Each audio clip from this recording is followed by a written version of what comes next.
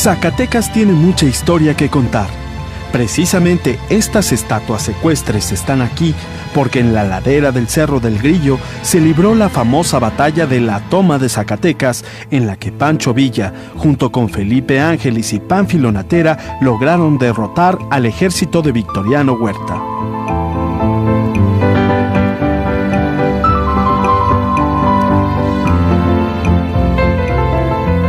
Zacatecas es una ciudad que parece nacer entre las rocas de la montaña y la tierra caliza.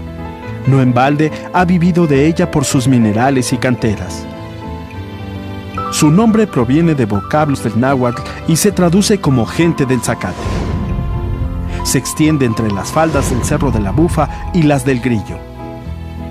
Por lo escarpado del terreno, las calles y callejones no tienen un trazo recto, pero eso le da personalidad a la ciudad. La Capilla de los Remedios se construyó en el siglo XVIII y en la fachada tiene un medallón con la Virgen y 2 ventanas que dan al coro de la iglesia. Aquí se pueden ver los sonrientes rostros del sol y la luna. En el interior hay una imagen de la Virgen del Patrocinio, muy venerada por los indígenas zacatecanos. Yo creo que es de las iglesias más sencillas que hay en la ciudad, pero está en un lugar privilegiado, ya que desde el atrio se domina todo Zacatecas. Sigo mi recorrido por la ciudad y llego al templo y exconvento de San Francisco. Lo más sorprendente es encontrarse esta iglesia sin torre ni campanario. Parece ser que aquí cayeron muchos de los cañonazos en la famosa batalla de la Toma de Zacatecas. Y además, creo que después hubo un incendio. En fin. Y a pesar de las desgracias que le han caído encima, conserva todavía la belleza de la fachada. Este convento fue construido en la época de la evangelización y es de los pocos edificios que quedan del siglo XVI. La mayoría de las construcciones de la ciudad fueron levantadas durante los siguientes 200 años. Es increíble, este lugar ha sido testigo de infinidad de hechos históricos. Además de sufrir el deterioro del paso del tiempo, la revolución y el incendio, vivió una época difícil cuando el gobernador Sánchez Ortega, cumpliendo las leyes de reforma, desalojó a los frailes franciscanos y lo convirtió en cuartel. A pesar de la destrucción de algunas de sus naves, se notan todavía el estilo gótico en las nervaduras de las cúpulas. Las nervaduras son las molduras de piedra o cantera que sirven de sostén, pero también de adorno en el interior de las cúpulas. Este convento estuvo abandonado durante más de 100 años, y en este tiempo fue utilizado como mesón, como bodega de granos y hasta por una ladrillera. Así, la mayoría de las naves fueron quedando en ruinas.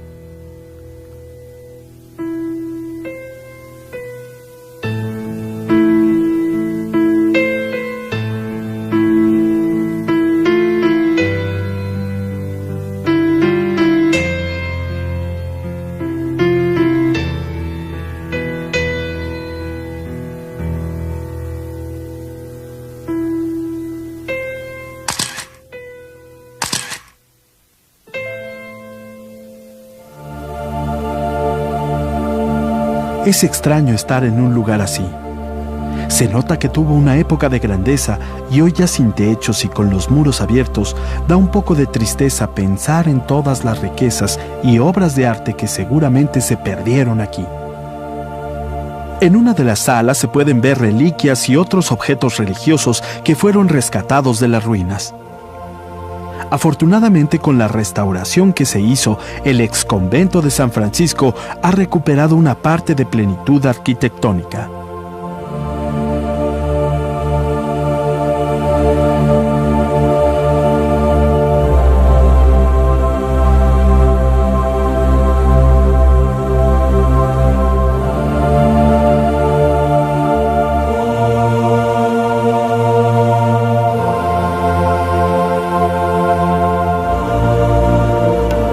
También aquí, en una sección del antiguo convento, me encuentro con el fabuloso Museo Rafael Coronel.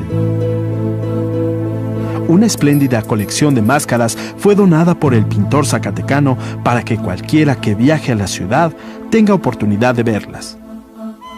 Tener 5,000 máscaras en un solo museo no es cualquier cosa, aunque en las 7 áreas de exhibición solo se muestre más o menos la mitad. La palabra máscara es de origen árabe y sería el equivalente a decir bufón, pero con el tiempo cambió su significado por el de falso rostro. Aunque puede ser un objeto decorativo, casi siempre su utilización está relacionada con algún ritual. Los que usan una máscara pretenden ser distintos y mientras la llevan puesta les da otra personalidad.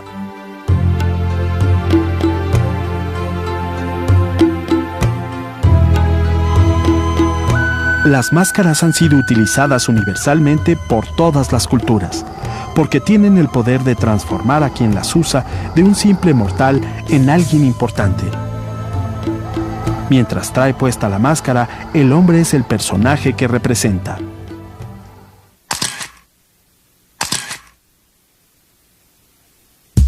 Las que más me gustan son las del diablo y por eso les tomo fotos. Cada máscara tiene un importante valor etnográfico, ya que revela distintos aspectos de los hombres o grupos que la hicieron y además es una tradición muy antigua de nuestra cultura.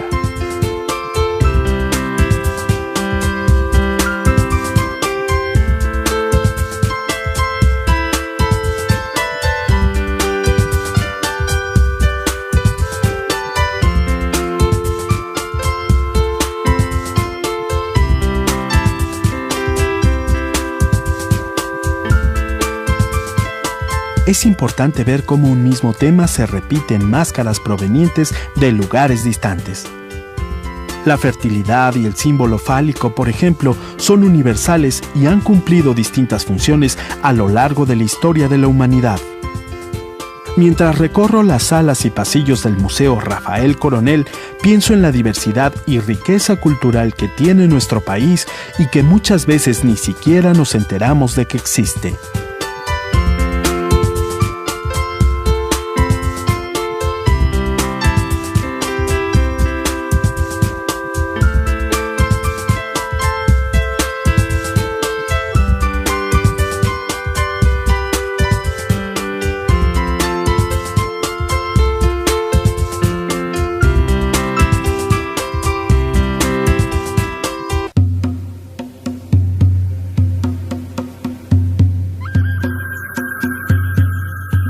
A 60 kilómetros de Sombrerete está la zona arqueológica de Altavista, Chalchihuites, que junto con La Quemada o Chicomostoc forma parte de lo que fue el desarrollo cultural prehispánico del norte de México.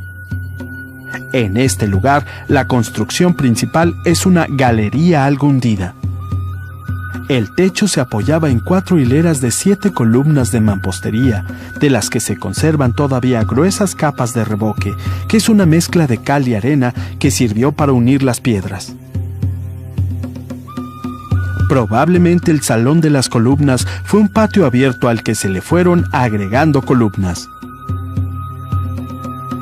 En medio de este paisaje semidesértico y a los pies de un cerro que fue cubierto de lajas para formar una pirámide, de pronto tengo la fantasía de que si hiciera un viaje en el tiempo, de pronto podría verme rodeado de hombres cargando sobre sus hombros las piedras para llegar a la cima, con la facilidad con la que yo cargo mi cámara.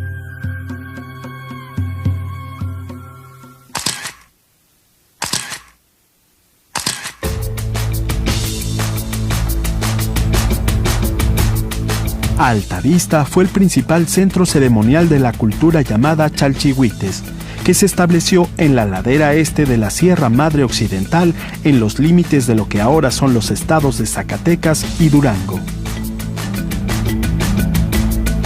Según lo que he leído, esta fue una cultura de transición entre las que se desarrollaron en el altiplano y los grupos bárbaros del norte.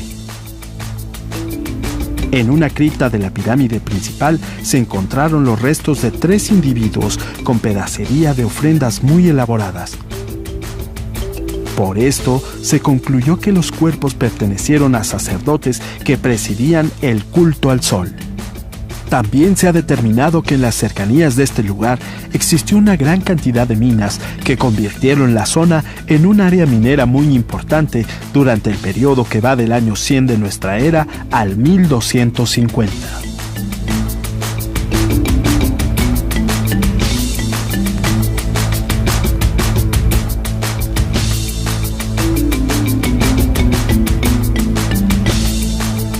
Además de unas cuevas artificiales, existe un verdadero laberinto de estrechas galerías cavadas en la roca, que es el que más me gusta, y según la información que tengo, servía como calendario solar.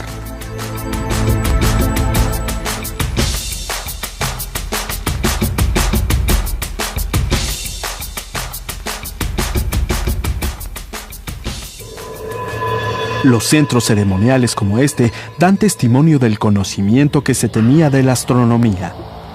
Las estructuras fueron trazadas con tal precisión que aquí se pueden contemplar perfectamente los solsticios del 21 de junio y del 21 de diciembre, y los equinoccios que ocurren el 21 de marzo y el 22 de septiembre.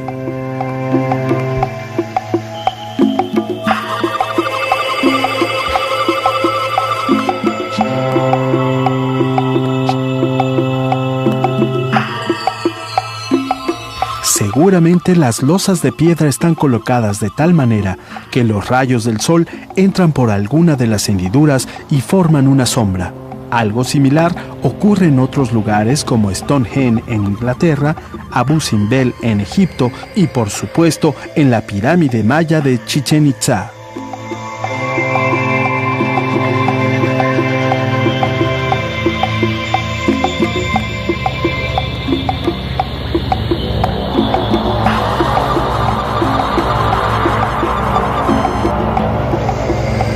Para las culturas prehispánicas era muy importante el conocimiento de las posiciones y movimientos del sol y la luna. De esta manera podían determinar la época para sembrar, para cosechar o bien para salir de cacería.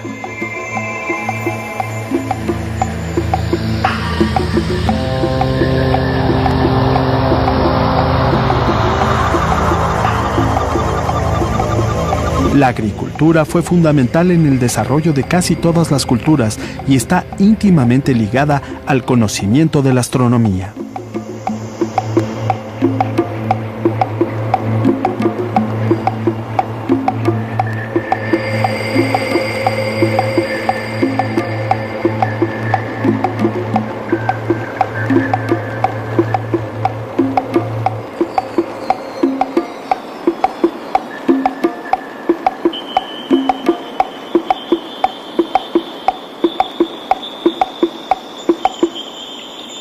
Sombrerete está en las faldas de la sierra del mismo nombre y es estación de paso del ferrocarril que va de Zacatecas a Durango. Y como tantas ciudades dedicadas a la minería en la época de la colonia, tuvo su época de esplendor. Ahora es un lugar muy tranquilo donde me encuentro algunas reliquias arquitectónicas que vale mucho la pena fotografiar.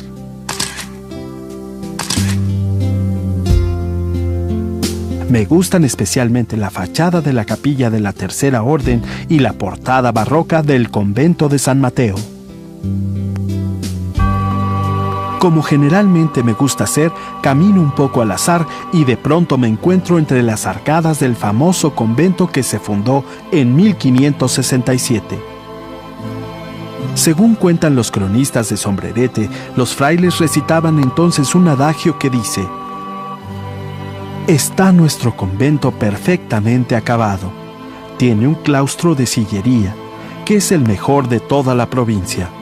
En su opulencia fue casa de comunidad y se leyó en ella filosofía». Seguramente los frailes del siglo XVII nunca se imaginaron que 350 años después, durante la Revolución, su convento iba a ser utilizado como cuartel y en el siglo XX iba a aparecer en las guías turísticas.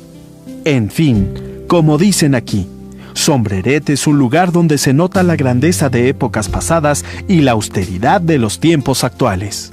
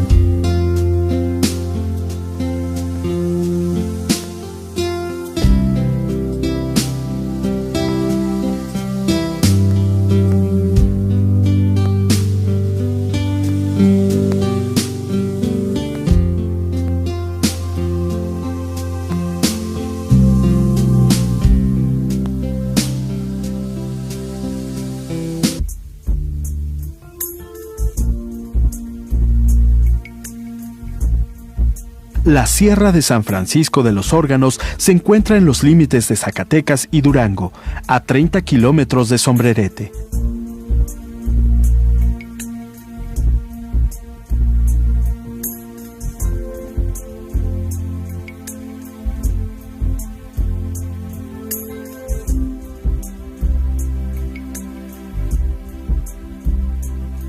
Entre los árboles de un bosque bajo nacen algunas de las formaciones rocosas más impresionantes de México. También se le conoce como el Valle de los Gigantes por las proporciones de estas rocas que cubren un área de 25,000 kilómetros cuadrados.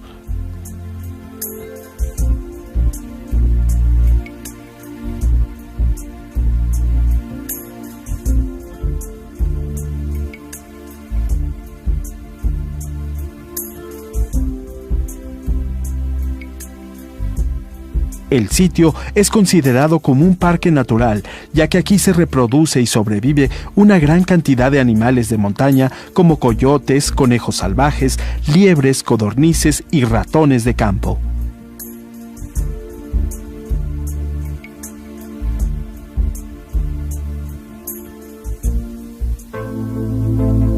Entre la flora se pueden ver algunas coníferas, huizaches, jarales, líquenes, musgos y también algunas cactáceas.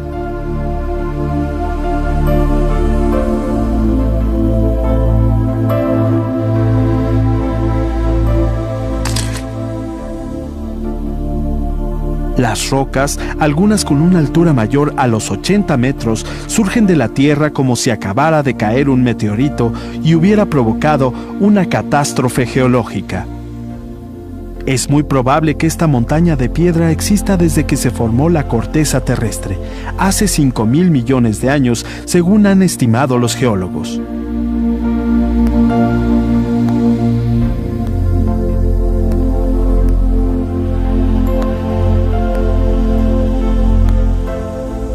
Aquí, cada quien le encuentra forma definida a las rocas. No es que la tengan, finalmente todo esto ha sido obra de la erosión provocada principalmente por el viento. Pero después de estar un rato aquí, uno empieza a ver torres, castillos, hombres encapuchados, esculturas surrealistas y hasta animales fantásticos.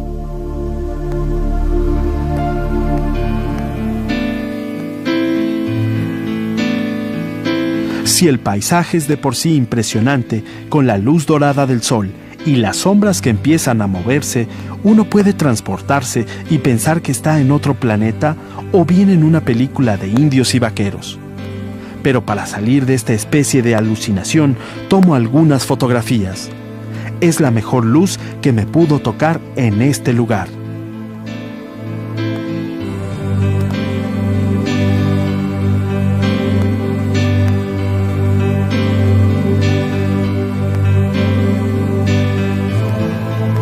En las últimas horas de la tarde, la luz es más cálida e ilumina solo partes del paisaje. Esto crea fuertes contrastes y resalta solo los detalles de los lugares en donde incide.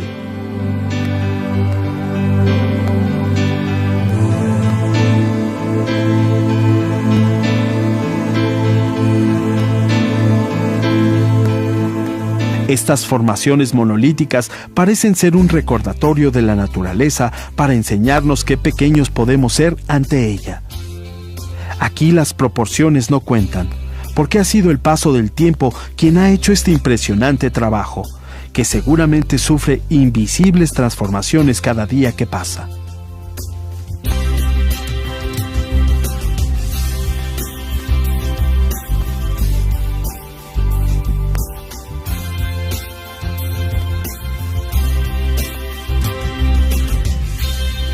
Muchas veces pensamos que las rocas son cosas insensibles y sin vida, pero de hecho, cada roca tiene dentro de sí misma algo relacionado con su origen y con los cambios que ha experimentado a lo largo del tiempo.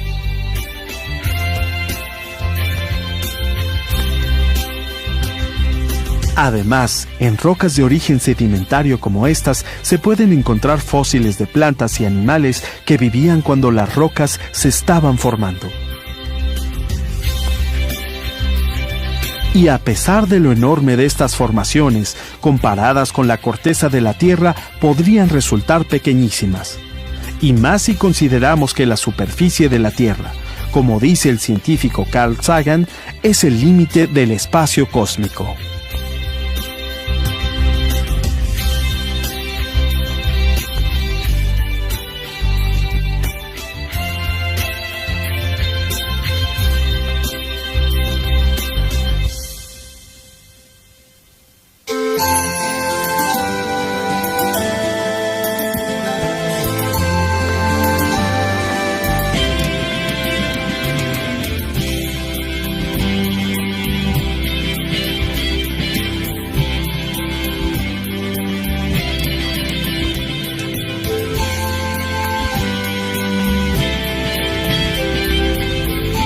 Iglesia sin torre ni campanario. Parece ser que aquí cayeron muchos de los cañonazos en la famosa batalla de la toma de Zacatecas. Y además, creo que después hubo un incendio.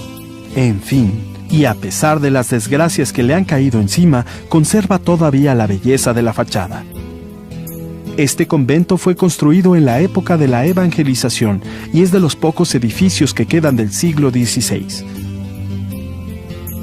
La mayoría de las construcciones de la ciudad fueron levantadas durante los siguientes 200 años.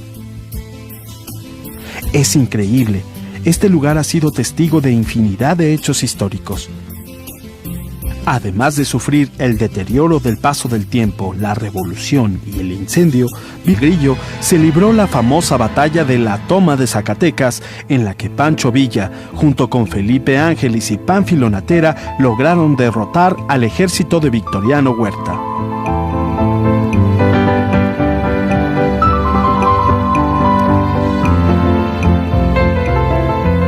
Zacatecas es una ciudad que parece nacer entre las rocas de la montaña y la tierra caliza. No en balde ha vivido de ella por sus minerales y canteras. Su nombre proviene de vocablos del náhuatl y se traduce como gente del zacate. Se extiende entre las faldas del Cerro de la Bufa y las del Grillo.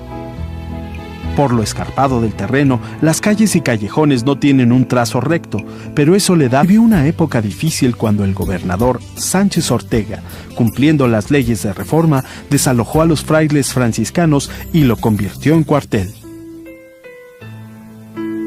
A pesar de la destrucción de algunas de sus naves, se notan todavía el estilo gótico en las nervaduras de las cúpulas. Las nervaduras son las molduras de piedra o cantera que sirven de sostén, pero también de adorno en el interior de las cúpulas. Este convento estuvo abandonado durante más de 100 años, y en este tiempo fue utilizado como mesón, como bodega de granos y hasta por una ladrillera. Así, la mayoría de las naves fueron quedando en ruinas. Personalidad a la ciudad. La Capilla de los Remedios se construyó en el siglo XVIII y en la fachada tiene un medallón con la Virgen y 2 ventanas que dan al coro de la iglesia. Aquí se pueden ver los sonrientes rostros del sol y la luna. En el interior hay una imagen de la Virgen del Patrocinio, muy venerada por los indígenas zacatecanos. Yo creo que es de las iglesias más sencillas que hay en la ciudad, pero está en un lugar privilegiado, ya que desde el atrio se domina todo Zacatecas. Sigo mi recorrido por la ciudad y llego al templo y exconvento de San Francisco. Lo más sorprendente es encontrarse este